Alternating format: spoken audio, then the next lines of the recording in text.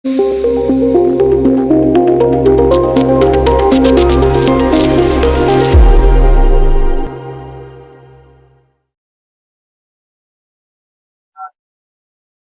तर आज सकाळीच बातमी आहे आणि धक्कादायक बातमी आहे. महाराष्ट्राच्या समाजकारणात, महाराष्ट्राच्या राजकारणात ते गेली अनेक वर्ष स्वतःच्या कार्यकर्तृत्वामुळे एक वेगळा ठसा उमटवणार आणि एक हसतमुख, जिल्हातील आणि सडेतोड असलेलं नेतृत्व.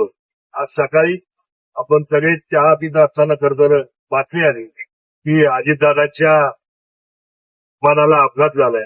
ही खर तर प्रत्येकाची इच्छा अशी होती की अजितदादा त्याच्यातून सुखरूप बाहेर पडावे, परंतु आत्ताची जी बातमी आपल्याला आहे की 6 जणांसहित अजितदादांना खर तर त्यामध्ये मृत्यू आल्याचं कळतंय.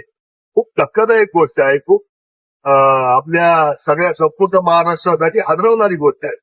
ही एक अत्यंत कार्यक्षम असं नेतृत्व आज आपल्या महाराष्ट्राने गमावलं असं. त्या शैली, त्याचं काम करायची पद्धत, जो काही निर्णय घ्यायचा तो अत्यंत कार्यक्षमतेने लगेचच्या लगेच. काम होणार असेल तो होणार म्हणणार, काम नाही होणार असेल तर नाही म्हणणार. मला स्वतःला देखील डॉक्टर डोळ्यांच्या माध्यमातून मी जेव्हा त्या जागेच्या संदर्भात जेव्हा भेटायला गेलो होतो तेव्हा देखील मला तोच अनुभव आला होता की त्यांनी मला त्यावेळेसही सांगितलं होतं की हे काम ह्या पद्धतीने मला अर्ज दे, मी त्या जागेचं बघतो. आणि त्या पद्धतीने त्यांनी कारवाई सुद्धा अजितदादांनी त्यावेळेस पक्षाचा माणूस असताना सुद्धा मला ती मदत केली होती. हे मला आवर्जून त्यांची आठवण निश्चित आल्याशिवाय राहत नाही.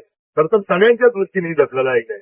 आज सगळ्याच संपूर्ण तालुक्याच्या वतीने, शिवसेना परिवाराच्या वतीने ते अजितदादांना खरं तर भावपूर्ण श्रद्धांजली अर्पण करत असताना माझ्या आपल्या सगळ्या उमेदवारांना विनंती आहे, त्यांना सगळ्यांना सूचना देखील केल्या आहेत की आज संपूर्ण दिवसभर प्रचार यंत्रणा, काही जरी जिल्हा परिषदची निवडणूक आहे तरी आपलं कार्यक्षम नेतृत्व गमावलंय. आणि निश्चित स्वरूपात यासाठी आपण सगळ्यांनी दादांना आदरांजली असेल किंवा दादांसाठी आपण सगळ्यांनी एक दिवस आपली प्रचार यंत्रणा संपूर्णपणे थांबवून ही गोष्ट निश्चित स्वरूपात दादांना आदरांजली व्यक्त केली पाहिजे. शिवसेना परिवार असेल, नारायणगाव असेल, संपूर्ण शिवजन्मभूमी असेल, शरददादा सोनवणे असतील, यांच्या सगळ्यांच्याच वतीने मी दादांना भावपूर्ण आदरांजली व्यक्त करतो.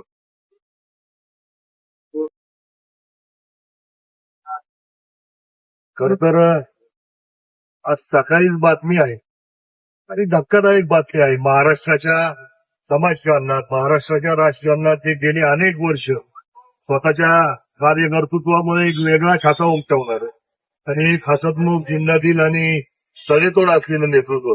आज सकाळी आपण सगळे चहा पित असताना खर तर बातमी आली की अजितदादांच्या मनाला अपघात झालाय.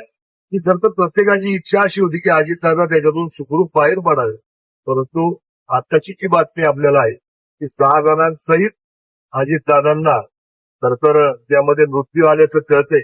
खूप धक्कादायक गोष्ट आहे. खूप आपल्या सगळ्या संपूर्ण महाराष्ट्रासाठी हादरवणारी गोष्ट आहे. ही एक अत्यंत कार्यक्षम असं नेतृत्व आज आपल्या महाराष्ट्राने गमावलं असं. त्या शैली, त्याचं काम करायची पद्धत, जो काही निर्णय घ्यायचा तो अत्यंत कार्यक्षमतेने लगेचच्या लगेच. काम होणार असेल तो होणार म्हणणार, काम नाही होणार असेल तर नाही म्हणणार. मला स्वतःला देखील डॉक्टर डोळ्यांच्या माध्यमातून मी जेव्हा त्या जागेच्या संदर्भात जेव्हा भेटायला गेलो होतो तेव्हा देखील मला तोच अनुभव आला होता की त्यांनी मला त्यावेळेसही सांगितलं होतं की हे काम ह्या पद्धतीने मला अर्ज दे, मी त्या जागेचं बघतो. आणि त्या पद्धतीने त्यांनी कारवाई सुद्धा अजितदादांनी त्यावेळेस पक्षाचा माणूस असताना सुद्धा मला ती मदत केली होती. हे मला आवर्जून त्यांची आठवण निश्चित आल्याशिवाय राहत नाही. तर सगळ्यांच्याच दृष्टीने धक्कादायक आहे.